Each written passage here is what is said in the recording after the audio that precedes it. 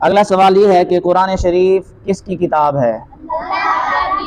قرآن مجید اللہ کی کتاب ہے۔ کس کی کتاب ہے؟ اللہ تعالیٰ کی کتاب ہے۔ یہ کیسے معلوم ہوا کہ قرآن شریف اللہ کی کتاب ہے؟ سوال ہے نا کہ یہ کیسے معلوم ہوا کہ یہ اللہ کی کتاب ہے؟ کسی اور کی بھی تو ہو سکتی ہے معاذ اللہ۔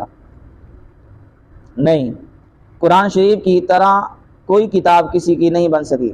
جیسے قرآن مجید ہے، ایسی کتاب اور کسی کی جو ہے وہ نہیں بن سکی، جس سے معلوم ہوا کہ وہ اللہ تعالیٰ کی کتاب ہے۔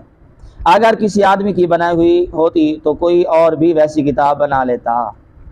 بہت ساری دنیا میں کتابیں ہیں، ٹھیک ہے نا، یہ بھی تو ایک کتاب ہے اسلامی تاریخ، اس جیسی اور بھی کتابیں ہیں، نہیں ہیں؟ اسی طرح اور بہت ساری کتابیں ہیں، ان جیسی اور بھی کتابیں ہیں۔ کیوں؟ اس لیے کہ وہ انسانوں کی بنی ہوئی ہیں، ان کو لکھنے والے، اس کو بنانے والے کون تھے؟ انسان تھے۔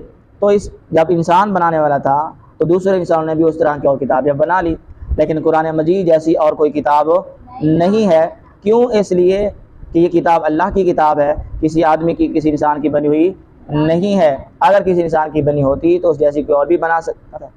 حالانکہ قرآن پاک میں جس چیز کو چیلنج کیا گیا، کہا گیا لوگوں کو کہ اگر تمہیں اس کتاب میں کوئی شک ہے تو پھر کیا کرو، تم اس جیسی اور کتاب بنا کے دکھاؤ، کوئی سورت بنا کے دو، کوئی آیتیں بنا کر دکھاؤ، لیکن فرمایا کہ تم ایسا نہیں کر سکو گے اور ہرگز جو ہے وہ نہیں کر سکو گے۔ ایک تو یہ ہوگی